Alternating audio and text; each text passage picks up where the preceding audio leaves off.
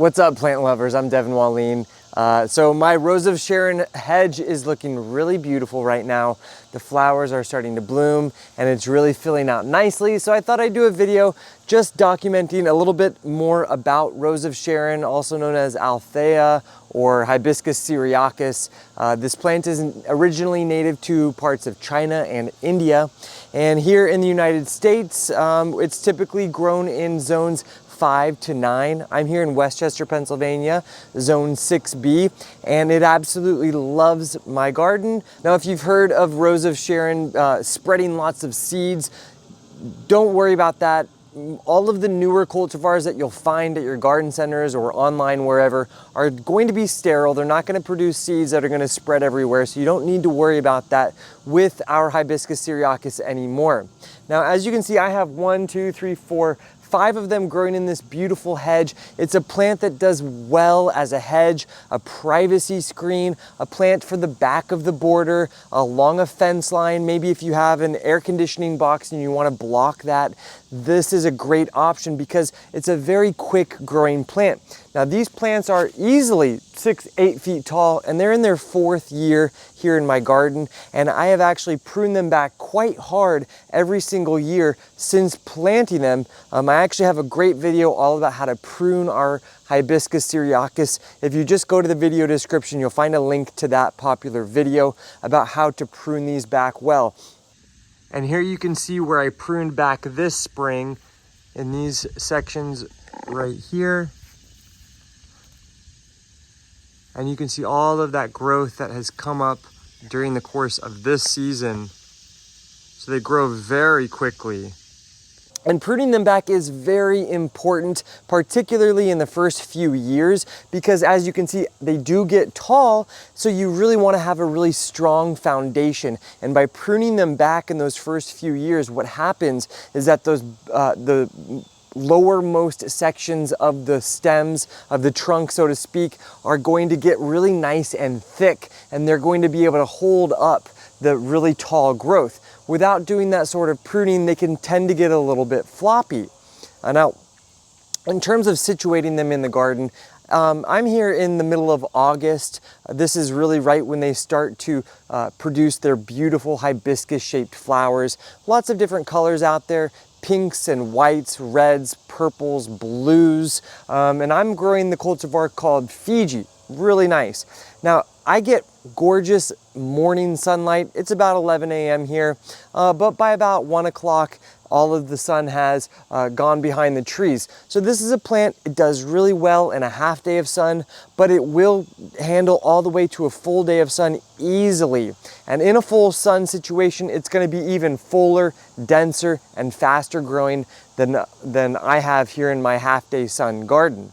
It's a very versatile shrub. It can grow well in lots of different soil kind of conditions. I have pretty nasty clay here in eastern Pennsylvania, and they're doing fantastic. No issues whatsoever.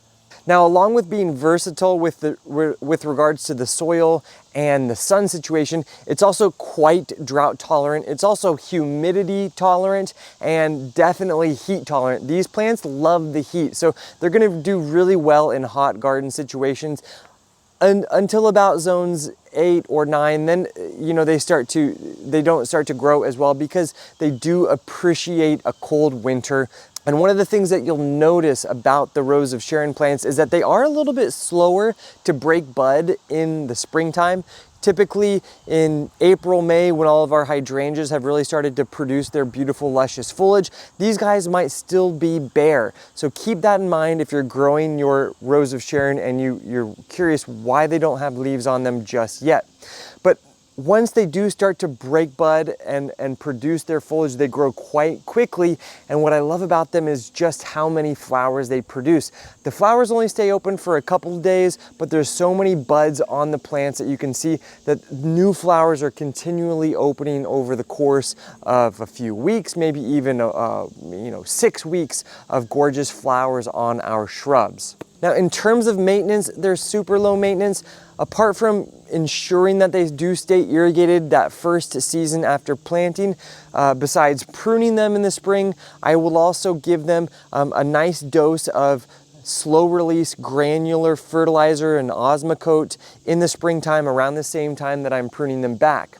Now, once your plants have gotten established and you're in your 4th, 5th, maybe 6th season, you don't need to do such heavy, intense pruning each year, but it can be beneficial to prune back at least 1/3 of your plant to keep it nice and bushy and not have too many stems that are super long and tall growing on your plants.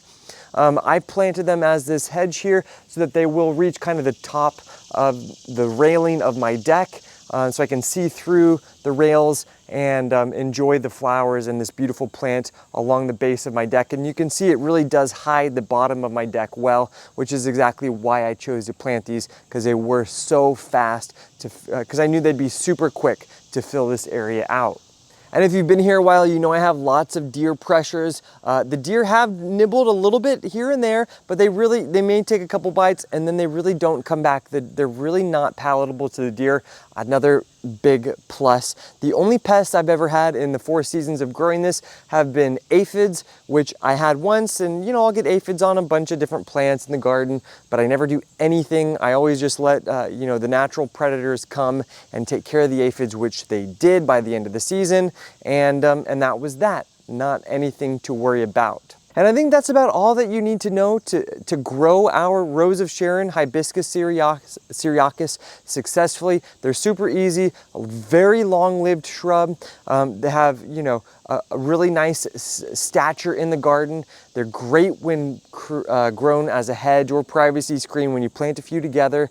They're beautiful for the pollinators. I get lots of butterflies. I was just looking at some moths in the flowers, and it's a very low maintenance, high impact, lovely flowering shrub. If you have some blank areas in your garden space that you're looking to fill with unique plants, check out my website, plant-vibrations.com. You'll find tons of different perennials and annuals, flowering shrubs, edible plants, indoor plants that my family grows, and we will ship them out across the country and they'll arrive at your doorstep. And every single plant that you purchase from my website will allow me to continue to create content that's going to help our plant community grow and flourish. So if you're looking for a shrub to add to your garden, definitely give a consideration to our Rose of Sharon. If you have any further questions or comments or experiences growing that I didn't mention, make sure to leave it in the comment section below. I always do my best to answer and definitely read every single one of them. Anyways, thanks for joining me here on Plant Vibrations. I'll catch you soon. Ciao.